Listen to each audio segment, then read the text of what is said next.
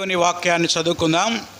2వ కొరింథీ పత్రిక 8వ అధ్యాయము మొదటి వచనాన్ని అందరం కలిసి చదువుకుందాం. సహోదరులారా, మాసిదోనియా సంఘములకు అనుగ్రహింపబడి ఉన్న దేవుని కృపను గూర్చి మీకు తెలియజేయుచున్నాను. తలలు వంచండి, ప్రార్థన చేసుకుందాం. ప్రేమగల మా తండ్రి, మరొక ప్రభు దినాన్ని మీరు మాకు అనుగ్రహించారు. ఇంతవరకు ఆరాధనలో మీరు తోడై ఉన్నారు. మీ జీవవాక్యాన్ని మేము ధ్యానించుకొనబోతూ ఉండగా మీ వాక్కుల ద్వారా మాతో మాట్లాడి మమ్మల్ని బలపరచండి. ఈ సమయం మాకు దీవెనకరంగా, ఆశీర్వాదకరంగా చేయండి. దేవవాక్యాన్ని వింటున్న ప్రతి బిడ్డను మీరు సంధించండి. దేవా, ఈరోజు మీ మందిరానికి వచ్చిన ప్రతి బిడ్డతో మీరు మాట్లాడమని ప్రార్థన చేస్తున్నాం. అలాగే యూట్యూబ్లో వింటున్న వారి కోసం కూడా ప్రార్థిస్తున్నాం. వారికి కూడా ఈ వాక్యం దీవెనకరంగా, ఆశీర్వాదకరంగా చేయమని నజరేయుడైన యేసు నామములో అడిగి వేడుకుంటున్నాం తండ్రి, ఆమేన్. ప్రభునందు ప్రియమైన సహోదరి సహోదరులారా, పౌలు 2వ కొరింథీ పత్రికలో కొరింథీ సంఘానికి మాసిదోనియా సంఘాల గురించి చెప్తున్నాడు. ఎవరికి చెప్తున్నారు? అపోస్తలుడైన పౌలు కొరింథీ సంఘానికి ఎవరి గురించి చెప్తున్నాడు? మాసిదోనియా సంఘాల గురించి చెప్తున్నాడు. హెడ్డింగ్ పెట్టుకోండి, నోట్స్ రాసుకునే వాళ్ళు. మాసిడోనియన్ చర్చెస్, మాసిదోనియా సంఘములు. అపోస్తలుడైన పౌలు కొరింథీ సంఘానికి ఎవరి గురించి చెప్తున్నాడు? మాసిదోనియా సంఘాల గురించి చెప్తున్నాడు. ఈరోజు మనం మాసిదోనియా సంఘాల గురించి మనం ధ్యానం చేస్తున్నాం. మాసిదోనియా సంఘములు అంటే ఏమిటి? జాగ్రత్తగా వినండి. మాసిదోనియా అనేది ఒక దేశం. అదేంటి? ఒక దేశం. అది గ్రీసు దేశానికి ఉత్తరాన ఉన్నటువంటి దేశం. ఈ మాసిదోనియా దేశాన్ని క్రీస్తు పూర్వం 359 నుండి 336 వరకు మధ్యకాలంలో పరిపాలించిన అలెగ్జాండర్ యొక్క తండ్రి పేరు పిలుపు. ఏం పేరు? తండ్రి పేరు పిలుపు. ఆయన ఈ మాసిదోనియా దేశాన్ని గొప్ప రాజ్యంగా అభివృద్ధి చెందించాడు. అందుకే మాసిదోనియా పట్టణానికి రాజధాని పేరేంటంటే పిలిప్పి. ఆ పేరు ఎలా వచ్చింది? ఆ దేశాన్ని గొప్ప రాజ్యంగా చేసిన వాడెవరో? పిలుపు అనేటువంటి చక్రవర్తి. ఆ చక్రవర్తి ఎవరంటే అలెగ్జాండర్ యొక్క తండ్రి. ఈ మాసిదోనియా సంఘములు అంటే ఏమిటి అసలు? మాసిదోనియా సంఘాలు మొత్తం 3. అవి వరుసగా రాసుకోండి. 1 పిలిప్పి సంఘం, 2 థెస్సలోనికా సంఘం, 3 బెరయా సంఘం. చెప్తారు ఒకసారి? ఏంటి ఆ 3? పిలిప్పి, థెస్సలోనికా, బెరయా. ఈ 3 సంఘాలను కలిపి ఏమని పిలుస్తారు? మాసిదోనియా సంఘములు. మరొకసారి ఆ వచనం చదువుతాను. 2వ కొరింథీ 8వ అధ్యాయం మొదటి వచనం. సహోదరులారా, మాసిదోనియా సంఘములకు అనుగ్రహింపబడి ఉన్న దేవుని కృపను గురించి మీకు తెలియజేయుచున్నాను. ఈ సంఘాలకంట ఏం అనుగ్రహింపబడింది? దేవుని కృప సమృద్ధిగా అనుగ్రహింపబడింది ఈ సంఘాలకి. మాసిదోనియా అనేది ఒక సంఘం కాదు. మాసిదోనియా ఒక దేశం, ఒక ప్రాంతం. ఆ ప్రాంతంలో కొన్ని సంఘాలు ఉన్నాయి. ఆ సంఘాలనే మాసిదోనియా సంఘములు అంటారు. చెప్పండి, మాసిదోనియా సంఘములు ఎన్ని? అవి ఏవి? 3. 1 పిలిప్పి సంఘం, 2 థెస్సలోనికా సంఘం, 3 బెరయా సంఘం. సరే, ఈ మాసిదోనియా సంఘముల యొక్క చరిత్ర ఏంటో ఈరోజు మనం తెలుసుకుందాం. హెడ్డింగ్ పెట్టుకోండి, the history of Macedonian churches. Macedonia సంఘముల యొక్క చరిత్ర ఏంటి? హెడ్డింగ్ ఏంటి చెప్పండి? మాసిదోనియా సంఘముల యొక్క చరిత్ర. ప్రతి సంఘానికి ఏముంటుంది? ఒక చరిత్ర ఉంటుంది. చీరాల్లో, ఉజిలీపేటలో ఎబినేజర్ ప్రార్థన మందిరానికి ఏముంది? ఒక చరిత్ర ఉంది. ఈ సంఘాన్ని అసలు ఎవరు ప్రారంభించారు? ప్రారంభంలో ఉన్నటువంటి దైవజనులు ఎవరెవరు కలిసి దీనికోసం ప్రయాసపడ్డారు? దీనికి అసలు పునాది ఎవరేశారు? ఇన్ని ఆత్మలు రక్షింపబడటం వెనక ఎంతమంది ప్రయాసపడితే ఈ సంఘం ఏర్పడింది? ప్రతి సంఘానికి ఒక చరిత్ర ఉంటుందండి. ఉంటుందా ఉండదా? చెప్పాలి అందరు గట్టిగా. ఎస్ ఉంటుంది. అలాగే మాసిదోనియాలో ఉన్నటువంటి ఈ 3 సంఘాలు ఎవరు ప్రారంభించారు, ఎప్పుడు ప్రారంభించారు, ఎలా ప్రారంభించారు, అవి ప్రారంభించడంలో వాళ్ళు ఎదుర్కొన్నటువంటి సమస్యలు ఏంటి, అవన్నీ ఈరోజు మనం ధ్యానం చేసుకుందాం. హెడ్డింగ్ ఏంటి? మాసిదోనియా సంఘముల యొక్క చరిత్ర. జాగ్రత్తగా వినండి. పౌలు తన 2వ మిషనరీ దండయాత్రలో మొత్తం 3 మిషనరీ దండయాత్రలు చేశాడు. ఎవరు? అపోస్తలుడైన పౌలు. తన 2వ మిషనరీ దండయాత్రలో ఈ 3 సంఘాలు ప్రారంభించాడు. ఆ మాట రాసుకోవాలి. ఎప్పుడు ప్రారంభించాడు? పౌలు తన యొక్క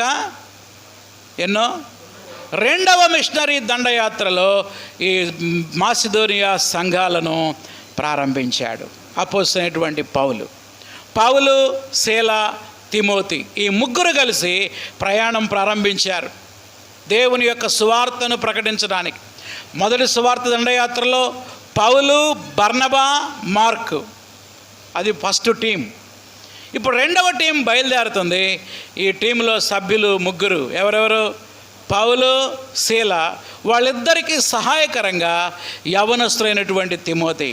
ఈ 3 కలిసి దేవుని సువార్తను ప్రకటించడానికి బయలుదేరారు. ఈ చరిత్ర అంతా ఎక్కడుందంటే రెఫరెన్స్ చెప్తా, రాసుకోనండి. ఏ సంఘ చరిత్ర అయినా గుర్తుపెట్టుకోండి, అపోస్తల కార్యముల గ్రంథంలో ఉంటుంది.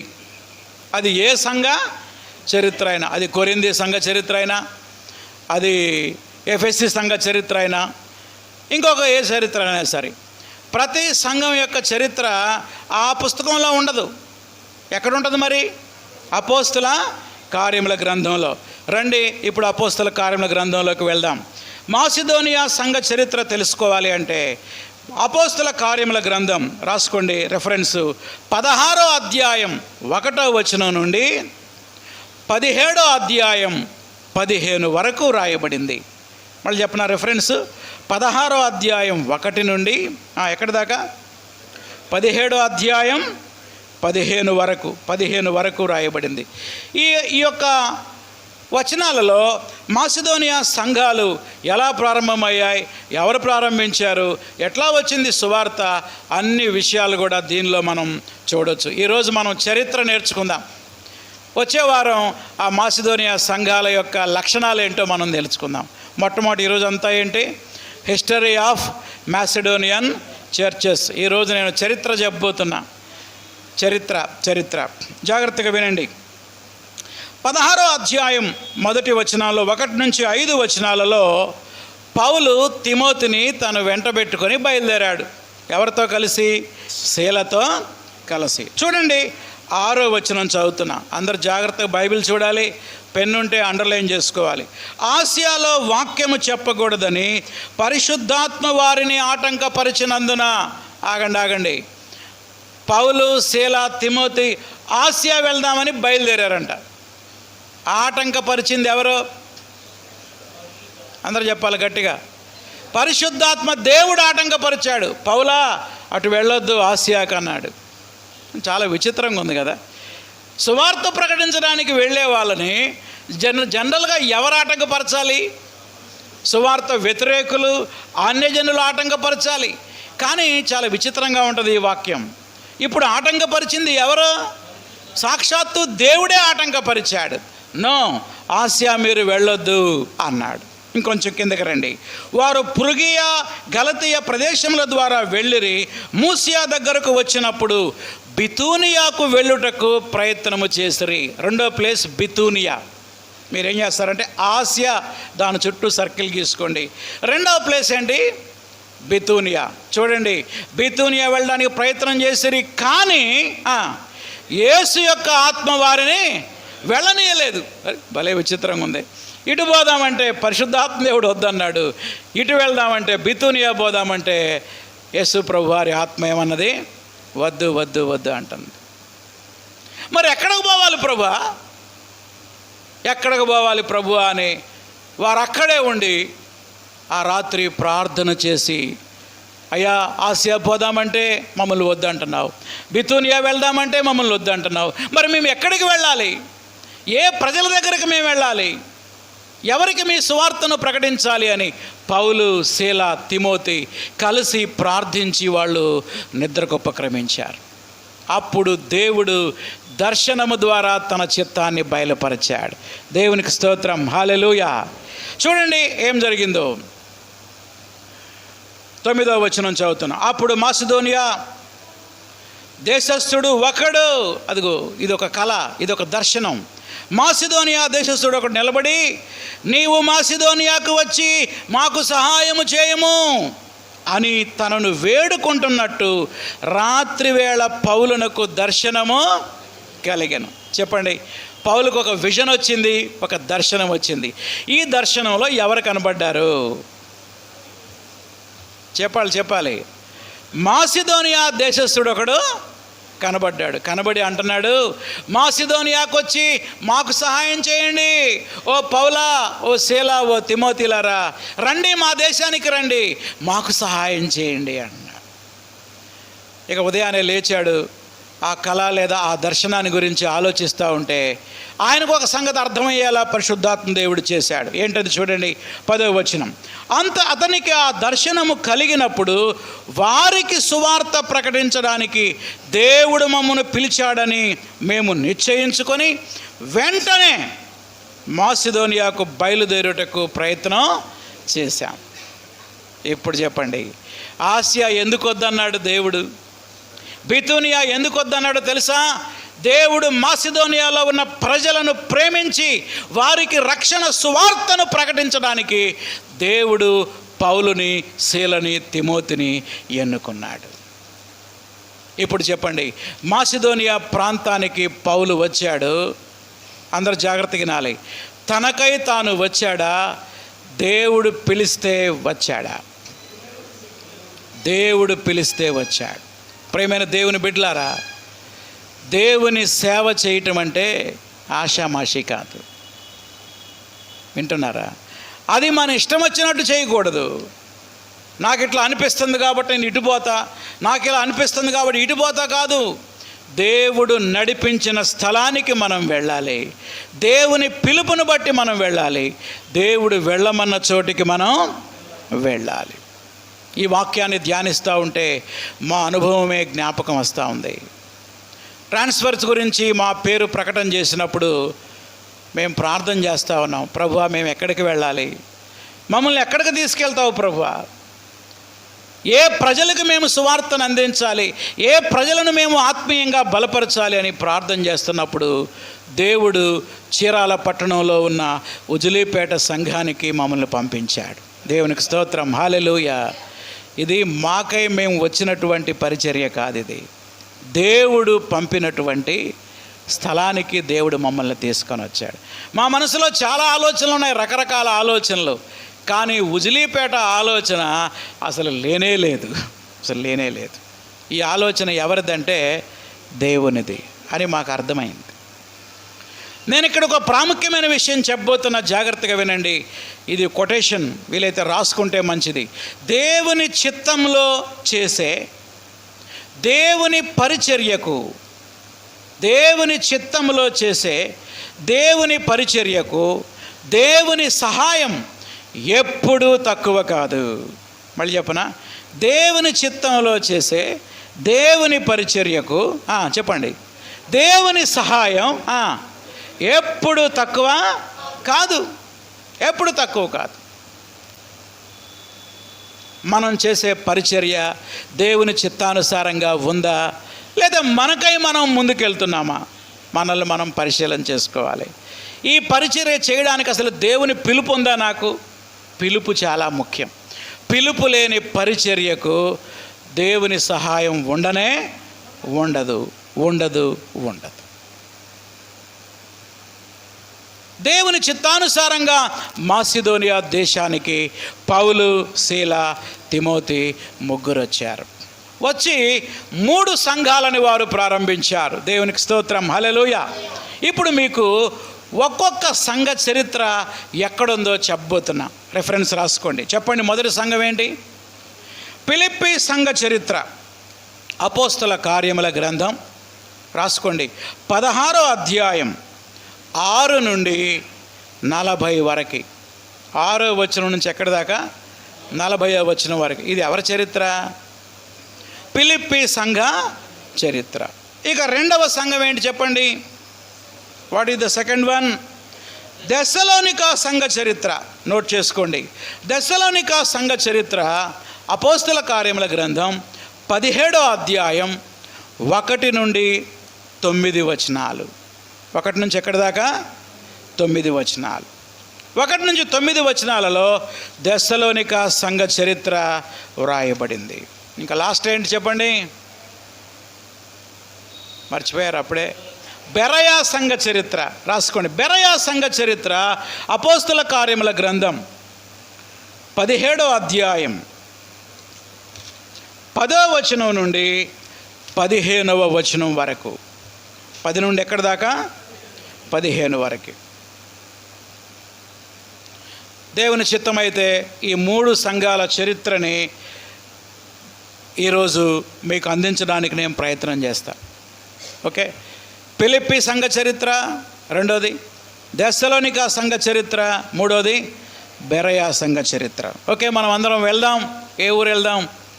ఫిలిప్పీ వెళ్దాం. మిమ్మల్ని అందరిని ఇప్పుడు ఫిలిప్పీ పట్టణానికి తీసుకొని వెళ్తా. ఓకే, అందరు రెడీయా? బ్యాగులు గీగులన్నీ సర్దుకొని రెడీగా ఉండండి. ఎక్కడికి వెళ్దాం మనందరం ఇప్పుడు? అది పౌలుతో ప్రయాణం. ఎక్కడ దాకా? ఫిలిప్పీ పట్టణానికి. ఓకే రైట్, వెళ్దాం పదండి. 11వ వచనం హెడ్డింగ్ పెట్టుకోండి, ఫిలిప్పీ సంఘ చరిత్ర. కాబట్టి మేము త్రోయను విడిచి ఓడ ఎక్కి తిన్నగా సముద్రాకేకును మర్నాడు నెయపోలికిని అక్కడ నుండి ఫిలిప్పీకి వచ్చితిమి. వచ్చేసారండి. ఏ ఊరు వచ్చేసారు? ఫిలిప్పీ. ఈ ఫిలిప్పీ పట్టణం గురించి చెప్తున్నాడు. 12వ వచనం, మాసిదోనియా దేశంలో ఆ ప్రాంతానికి అది ముఖ్య పట్టణము, అంటే రాజధాని. అదేంటి? ముఖ్య పట్టణం. రోమియుల ప్రవాస స్థానమై ఉన్నది. మేము కొన్ని దినములు ఆ పట్టణములో ఉంటిమి. వచ్చేసారు. మెయిన్ క్యాపిటల్ సిటీకి వచ్చేసారు, రాజధానికి వచ్చేసారు. చెప్పండి, మాసిదోనియా రాజధాని పేరేంటి? ఫిలిప్పీ. ఈ ఫిలిప్పీ పట్టణంలో దేవుడు పౌలుని అద్భుతంగా వాడుకున్నాడు. దేవునికి స్తోత్రం, హల్లెలూయా. ఫిలిప్పీ పట్టణంలో ఆయన సువార్తను ప్రకటించినప్పుడు ఎవరెవరు రక్షణ పొందారో చెప్తాను, జాగ్రత్తగా నోట్ చేసుకోండి. నెంబర్ 1, మొట్టమొదటి రక్షింపబడినటువంటి స్త్రీ ఎవరంటే లూదియా. ఎవరామె? లూదియా రక్షణ గురించి ఎక్కడెక్కడుందో చెప్తా, నోట్ చేసుకోండి. 16వ అధ్యాయం 11 నుండి 15 వరకు మరియు 40వ వచనం. 11 నుండి 15 వరకు మరియు ఎన్నో వచనం? 40వ వచనం. రెండవదిగా ఒక యవనస్త్రాలు రక్షింపబడింది. దయ్యము పట్టిన యువతి అని రాసుకోండి. ఆమె పేరు లేదు బైబిల్లో, అందుకని ఏం పేరు పెట్టాం?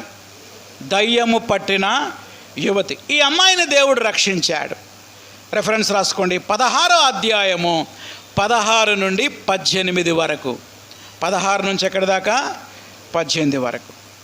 ఇక మూడవదిగా రక్షింపబడినది ఎవరు అంటే చెరసాల నాయకుని కుటుంబం, ద హోల్ ఫ్యామిలీ. జైలర్, చెరసాల నాయకుని యొక్క కుటుంబం. అది 16వ అధ్యాయం 19 నుండి 40 వరకు. 16వ అధ్యాయం 19 నుండి 40 వరకు చెప్పాలి. ఇప్పుడు మీరు వేళ్ల మీద చెప్పేసేయచ్చు. ఫిలిప్పీ సంఘంలో ఎవరెవరు రక్షింపబడ్డారు? 1, లూదియా అనే వ్యాపారస్తు చేసుకునే ఆ స్త్రీ. 2, దయ్యము పట్టిన యువతి. 3, చెరసాల నాయకుడు కాదు, నాయకుని కుటుంబం. The whole family came to Jesus. మరి ఎలా రక్షింపబడ్డారు వీళ్ళు? దీని వెనుకున్నటువంటి కథ ఏంటో ఇప్పుడు మనం వరుసగా చూద్దాం. మొట్టమొదటిగా లూదియా యొక్క రక్షణ గురించి మనం ఆలోచన చేద్దాం. ఎవరి రక్షణ? లూదియా రక్షణ. చూడండి, అపోస్తల కార్యముల గ్రంథం 16వ అధ్యాయం చదువుతున్న 13వ వచనం. విశ్రాంతి దినమున గవిని దాటి నదీ తీరమున ప్రార్థన జరుగుననుకొని అక్కడికి వచ్చి కూర్చుండి కూడి వచ్చిన స్త్రీలతో మాట్లాడుతూ ఉన్నాం. ప్రాబ్లం ఏంటంటే ఫిలిప్పీ పట్టణం అంత పెద్దదే కానీ యూదులు ఆరాధన చేసుకోవడానికి ఒక్క సమాజ మందిరం కూడా లేదండి. ఏం లేదు వాళ్ళకి. యూదులు ఉన్నారు కొంతమంది ఆ పట్టణంలో, అది యాక్చువల్గా అన్య దేశం. యూదులు ఉన్నారు, కానీ యూదులు ఆరాధన చేసుకోవడానికి ఏం లేదు, సమాజ మందిరం లేదు. అందుకని వాళ్ళు ఏం చేస్తారంటే ప్రతి విశ్రాంతి దినాన ఆ నదీ తీరానికి వెళ్ళి ఆ నది ఒడ్డున కూర్చొని యెహోవా దేవుణ్ణి ఆరాధిస్తూ ఆ ధర్మశాస్త్రాన్ని చదువుకొని దేవుణ్ణి పూజిస్తూ ఉండేవాళ్ళు. ఎంక్వైరీ చేశాడు పౌలు గారు, ఇక్కడ యూదులు అనేవాళ్ళు ఉన్నారా? ఉన్నారయ్యా, ఎక్కడెక్కడ ఉన్నారు. మరి సమాజ మందిరం ఎక్కడ ఉంది? లేదండి, వాళ్ళకి సమాజ మందిరం లేదు. మరి శనివారం ఎక్కడ గ్యాదర్ అవుతారు వాళ్ళు? వాళ్ళ అదిగో ఆ నదీ తీరాన పలానా టైంకి గ్యాదర్ అవుతారు. అప్పుడు పౌలు, శీల, తిమోతి ముగ్గురు ఆ ప్రార్థనకి వెళ్ళారు. కొంతమంది యూదా స్త్రీలు అక్కడ కూర్చొని ఆ ధర్మశాస్త్రాన్ని చదువుకొని యెహోవా దేవుణ్ణి ఆరాధిస్తూ ఉన్నారు. ఆ మీటింగ్ ప్లేస్కి ఎవరు వెళ్ళారు? పౌలు, శీల, తిమోతి. చూడండి ఏం జరిగిందో.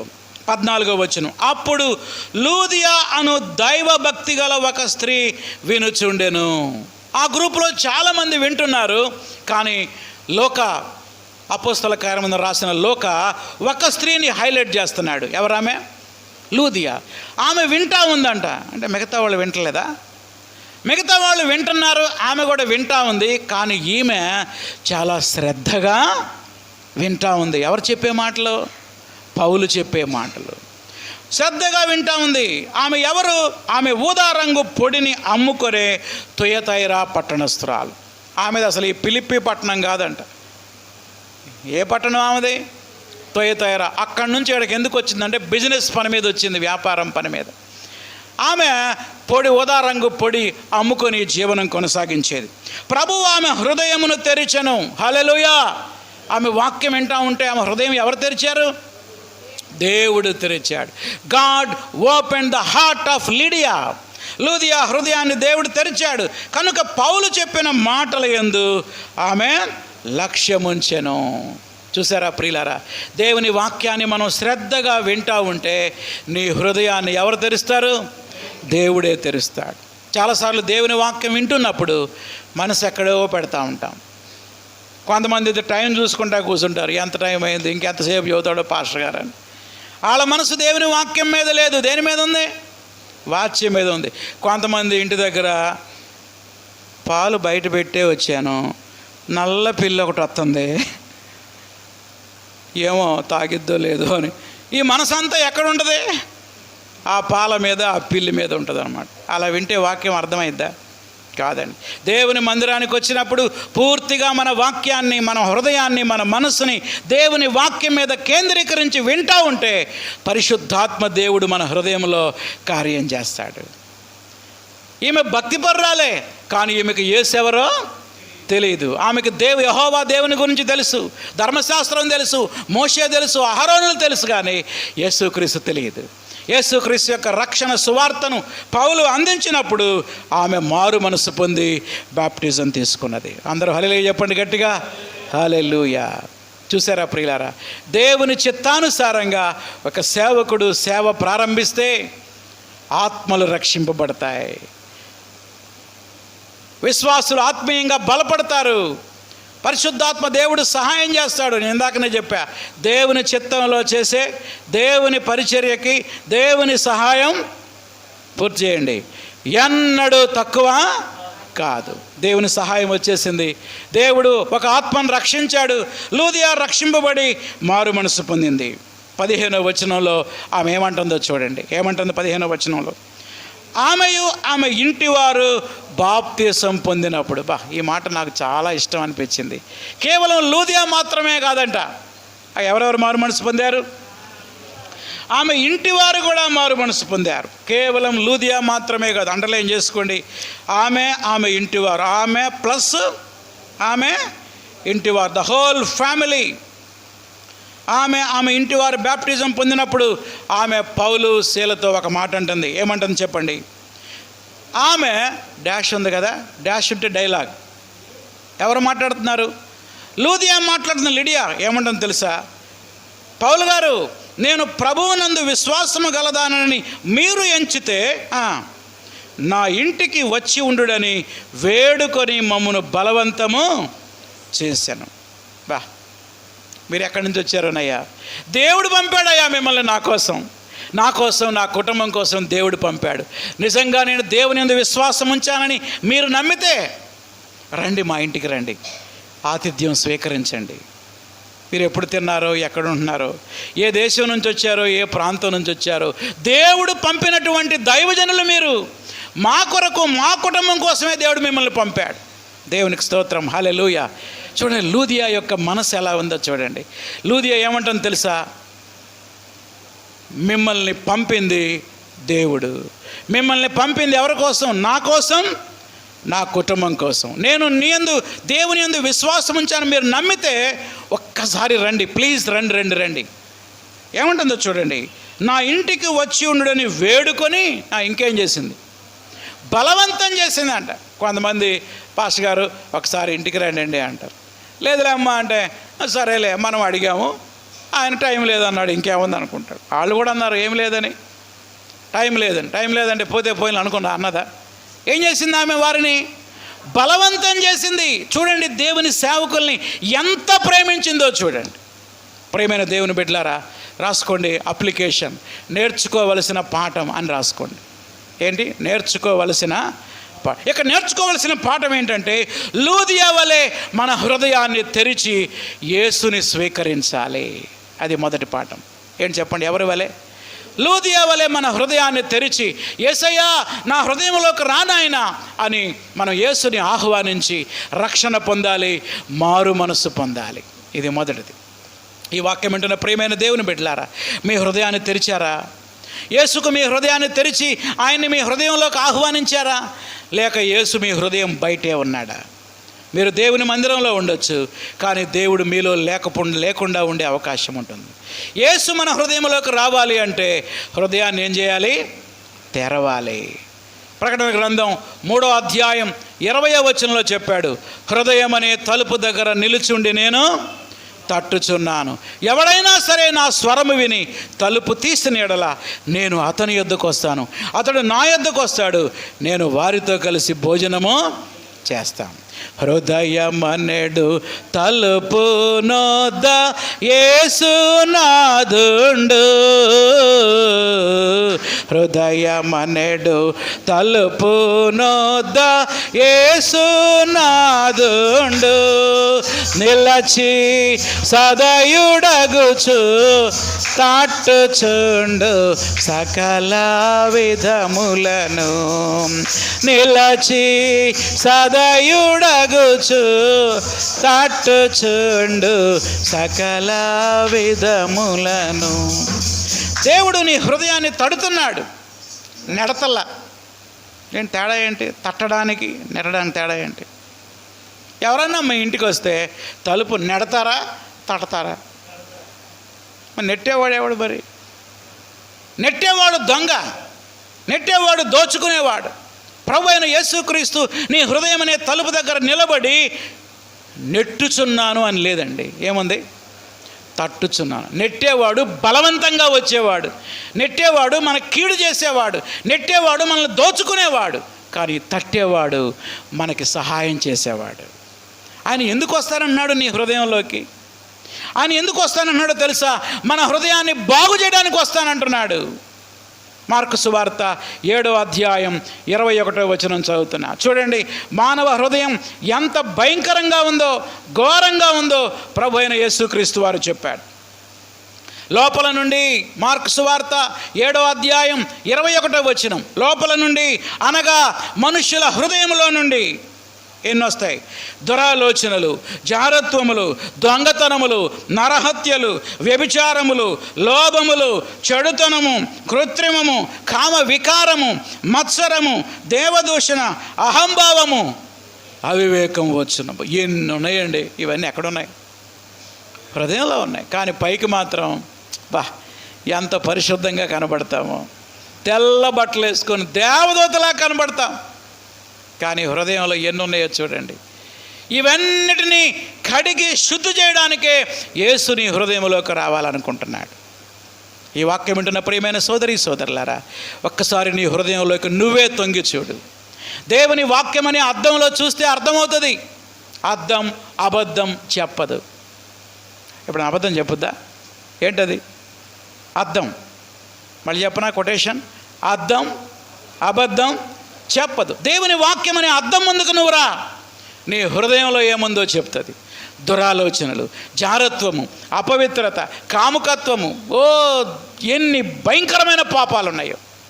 ఇప్పుడు చెప్పండి, ఇన్ని పాపాలు లోపల ఉంచుకొని పైకి మంచిగా ఉంటే పరలోకానికి వెళ్తావా? వెళ్ళవు. వెళ్ళాలి అంటే నీ హృదయం కడగబడాలి. యేసు రక్తము ప్రతి పాపము నుండి మనల్ని పవిత్రులనుగా చేయను. ప్రియమైన దేవుని బిడ్డలారా, ఇప్పుడైనా మీ హృదయాన్ని తెరవండి. యేసయ్యా, నా హృదయంలోకి రానాయనా, నీ రక్తముతో నా పాపాన్ని కడుగయ్యా, నా హృదయాన్ని శుద్ధి చేయి ప్రభువా. లూదియా హృదయాన్ని తెరిచినట్టుగా, లూదియా హృదయాన్ని మార్చినట్టుగా నా హృదయాన్ని మార్చు ప్రభువా అని నువ్వు నిజంగా పశ్చాత్తాపడితే యేసు నీ హృదయంలోకి వస్తాడు. అప్పుడు వస్తుంది నీకు మారు మనసు. ఇన్ని పాపాలు లోపల ఉంచుకొని పైకి మాత్రం ఏం చేసినా ప్రయోజనం లేదండి, ప్రయోజనం లేదు. నెక్స్ట్ నెంబర్ 2, ఫిలిప్పీ సంఘంలో లూదియా యొక్క రక్షణ గురించి మనం ఆలోచన చేస్తున్నాం. లూదియా ద్వారా నేర్చుకోవాల్సిన రెండవ పాఠం ఏంటంటే, ఆమె రక్షింపబడింది, మారు మనసు పొందింది. రెండవది, ఆమె బాప్తిస్మం కూడా తీసుకున్నది. తీసుకుందా, తీసుకోలేదా? చదవండి, మళ్ళీ చదువుతున్నా చూడండి, 15వ వచనం. ఆమెయు ఆమె ఇంటి వారు ఏం పొందినప్పుడు?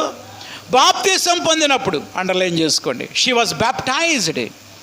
ఆమె మాత్రమే కాదు, ఆమె ఇంటి వారు కూడా ఏం పొందారంట? బాప్తిసం పొందారు. ఈ వాక్యం వింటున్న ప్రియులారా, బాప్తిసం పొందారా మీరు?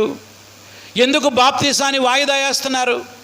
ఒకసారి ఒక యవనస్తుడు చెప్పాడు, నేను ఒక పుస్తకం రాద్దాం అనుకుంటున్నా అన్నాడు. ఏం పుస్తకం రాస్తావు నాన్న అంటే, బాప్తిసం అంటే భయం ఎందుకు అదంట పుస్తకం పేరు. ఏంటి పుస్తకం పేరు? బాప్తిసం అంటే భయం ఎందుకు. చాలామందికి భయం బాప్తిసం అంటే. బాప్తిసం అంటే ఎందుకు భయం? నువ్వు నిజంగా రక్షింపబడిన వ్యక్తివైతే, నిజంగా హృదయ మార్పు నీ జీవితంలో జరిగినట్లయితే బాప్తిసాన్ని వాయిదా వేయకూడదు. వెంటనే బాప్తిసం పొందారు. ఏమైనా పోస్ట్ పోన్ చేశారండి వీళ్ళు? ఫిలిప్పీ సంఘస్థులు చెప్పండి. లూదియమ్మ అయ్యగారు, పౌలు గారు, మీరు వాక్యం బాగానే చెప్పారు కానీ బాగానే ఉంది, వచ్చే నెల బాప్తిసం తీసుకుంటా అన్నదా? The same day she was baptised. 1991వ సంవత్సరం ఆగస్టు 10వ తారీఖున నేను మారు మనసు పొందాను. అదే సంవత్సరం డిసెంబర్ 30న ఇదే చీరాల్లో వాడరేవులో బాప్తిసం తీసుకున్నాను. అప్పుడు నా వయసు 16 సంవత్సరాలు. ఎంత? 16 సంవత్సరాలు. చాలామంది అన్నారు, ఇప్పుడేం బాప్తిసం, నువ్వు నిలబడలేవు అన్నారు. నాకు కూడా భయం వేసింది, నిలబడలేనేమోనని. కానీ ప్రభువు చెయ్యి మనం పట్టుకోవడం కాదు, ప్రభువే నీ చెయ్యి పట్టుకుంటే నువ్వు నిలబడగలవు. నేను ఇప్పుడు ప్రభువులోకి వచ్చి 34 సంవత్సరాలు. ఎన్నేళ్ళు అయింది? 34 సంవత్సరాలుగా ప్రభువు నా చెయ్యి పట్టుకొని ఏం చేస్తున్నాడు? నడిపిస్తాడు. నీ చెయ్యి కూడా పట్టుకుంటాడు. నీకెందుకు భయం? నేను నిలబడలేనేమో అనుకోవద్దు. నిలబెట్టేది ఎవరు? దేవుడు నిలబెడతాడు. నువ్వు విశ్వాసంతో నిజంగా మారు మనసు పొందితే బాప్తిసం తీసుకో. బాప్తిసాన్ని వాయిదా వేయొద్దు, బాప్తిసాన్ని పోస్ట్ పోన్ చేయొద్దు. ఇప్పుడు కాదు కానీ వచ్చే సంవత్సరం రక్షణ సాక్షి సభల్లో తీసుకుంటా అంటారు. అప్పుడు దాకా ఆగుతావా? దేవుని యొక్క ఆజ్ఞను పాటించడానికి రక్షణ సాక్షి సభల దాకా ఆగాల్సిన అవసరం లేదు, రిట్రీట్ల దాకా ఆగాల్సిన అవసరం లేదు, మన మందిరంలో జరిగే మీటింగ్స్ దాకా, ఎండాకాలం దాకా ఆగాల్సిన అవసరం లేదు. నువ్వు నిజంగా మారు మనసు పొందితే బాప్తిసం పొందడానికి ఈరోజు తీర్మానం చేసుకో. Lydia was repented. లీడియా మారు మనసు పొందింది. Lydia was baptised. లీడియా ఆమె కుటుంబం ఏం చేశారు? బాప్టిజం తీసుకున్నారు. ఇక మూడవదిగా ఆమె దైవజనులకు ఆతిథ్యం ఇచ్చినటువంటి స్త్రీ. ఎవరికి? దైవజనులకి. చూడండి ఆమె ఏమంటుందో 15వ వచనం 2వ లైన్. ఆమె అంటుంది, నేను ప్రభువునందు విశ్వాసం గలదానని మీరు ఎంచితే నా ఇంటికి వచ్చి ఉండుడని వేడుకొని మమ్మల్ని బలవంతము చేసింది. తమ యొద్దకు దేవుడు పంపిన సేవకులను ప్రేమించింది ఆమె. వారిని ఆదరించింది, వారిని తమ గృహములో చేర్చుకుంది ఆమె. బలవంతం చేసింది. అయ్యా రండి, ప్లీజ్ రండి. లేదులేమ్మా మాకు పని ఉందిలేమ్మా, మాకు టైం అయిందిలేమ్మా, మేము వేరే చోటకి వెళ్ళాలమ్మా అని వాళ్ళు బోలా ఆ ఇంటికి వెళ్ళిపోయారు వేరే చోటకి. ఎవరు? పౌలు, శీల, తిమోతి. అక్కడి నుంచి దయ్యం పట్టిన అమ్మాయికి దయ్యాన్ని విడిపించారు. ఆడ నుంచి చెరసాల్లో ఉన్నారు, చెరసాల నాయకుడిని రక్షణ నడిపించారు. చివర్లో గుర్తొచ్చింది మళ్ళీ లూదియమ్మ. చూడండి 40వ వచనం. వారు చెరసాల నుండి వెలుపలికి వచ్చి, బైబిల్ చూస్తున్నారా? బైబిల్ చూడండి. వారు చెరసాలలో నుండి వెలుపలికి వచ్చి ఎక్కడికి వెళ్ళారు? లూదియా ఇంటికి వెళ్ళిరి. బా, ఇప్పుడు వెళ్ళారండి. ఎవరింటికి?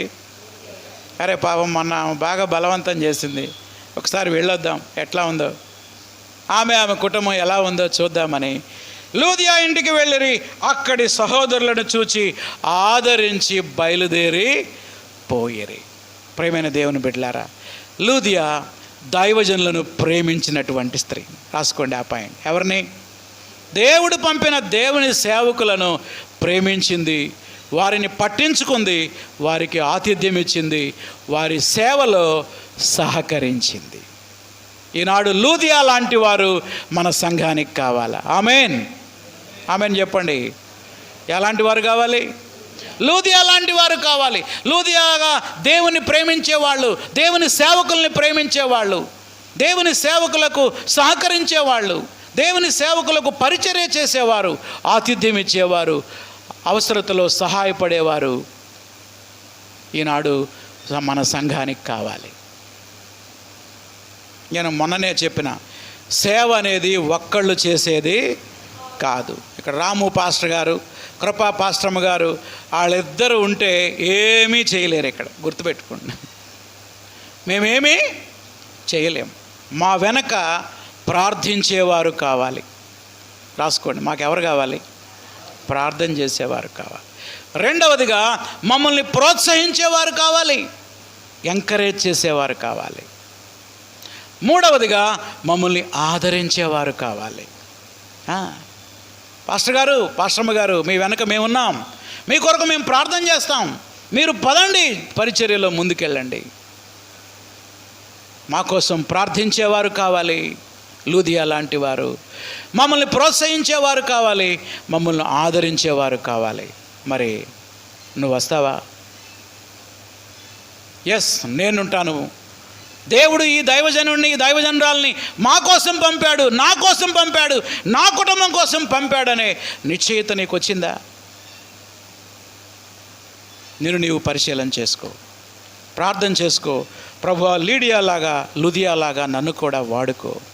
ప్రార్థన చేసుకుందాం. తలలు వంచండి, ఒక్క నిమిషం కళ్ళు మూసుకోనండి, ప్రార్థన చేయండి మీ హృదయంలో. పౌలు తనకై తాను పిలిపి పట్టణానికి వెళ్ళలేదు, కానీ దేవుడు పంపితే వెళ్ళాడు. దేవుని పిలుపుందా నీకు? నీవు చేసే పరిచర్య నీకై నువ్వు చేస్తున్నావా? దేవుని పిలుపును బట్టి దేవుని చిత్తానుసారంగా చేస్తున్నావా? ఎవరికి వాళ్ళని పరిశీలన చేసుకుందాం. లూదియా తన హృదయాన్ని తెరిచి యేసయ్యను తన హృదయంలోకి ఆహ్వానించింది. దేవుని మందిరానికి వస్తూ ఇంకా నీ హృదయాన్ని తెరవకుండా ఉన్నావేమో, మారు మనసు లేకుండా ఉన్నావేమో. సహోదరుడా, సహోదరి, పరిశుద్ధాత్మ దేవుడు నీతో మాట్లాడుతున్నప్పుడు, ప్రభు అయిన యేసు నీ హృదయం అనే తలుపు దగ్గర నిలబడి తట్టుచున్నప్పుడు, ఇప్పుడే నీ హృదయాన్ని తెరువు. ప్రార్థన చేసుకోండి. యేసయ్యా, నా హృదయంలోకి రానాయన, నేను పైకి బాగానే ఉన్నాను, కానీ అపవిత్రమైన కార్యాలు ఉన్నాయి, మోసం ఉంది, వ్యభిచారపు తలంపులు ఉన్నాయి, అపవిత్రత నా హృదయంలో ఉంది, నీ రక్తముతో నా పాపాన్ని కడుగయ్యా అని ప్రార్థన చేసుకుందాం. ఎవరు మౌనంగా ఉండొద్దండి, ప్రార్థన చేయండి. ప్రభువుని అడగండి, అయ్యా నన్ను క్షమించయ్యా, నా హృదయంలోకి రానాయనా నువ్వని. ఆల్రెడీ నువ్వు రక్షింపబడిన దేవుని బిడ్డవైతే బాప్తీసాన్ని ఎందుకు పోస్ట్పోన్ చేస్తున్నావు? ఎందుకు బాప్తీసాన్ని వాయిదా వేస్తున్నావు? ఇప్పుడు కాదు వచ్చే సంవత్సరం అంటున్నావు, ఇప్పుడు కాదు వచ్చే నెలలో అంటున్నావేమో. ప్రార్థన చేసుకో. ప్రభువా, లేదు లేదయ్యా, నన్ను రక్షించావయ్యా, నేను ఇక భయపడినయ్యా బాప్తీసం అంటే. నువ్వు నా చేయి పట్టుకొని నడిపిస్తావయ్యా, నీ సేవకుని నడిపిస్తున్నావు, నన్ను కూడా నడిపిస్తావు, నేను బాప్తీసం తీసుకుంటాను ప్రభు అని ఒక తీర్మానం చేసుకుందాం ఈరోజు మనం. దైవజనులను ఎంతగా ప్రేమించిందో లూదియా. ప్రార్థన చేసుకోండి. అయ్యా లూదియా వలె లూదియా కుటుంబం వలె నా కుటుంబాన్ని మార్చయ్యా. నా దగ్గరకు పంపిన దైవజనులను నేను ప్రేమించడానికి, దేవా నిన్ను ప్రేమించడానికి, దైవ సేవకుల కొరకు ఈరోజు నుంచి నిత్యము నేను ప్రార్థిస్తానయ్యా.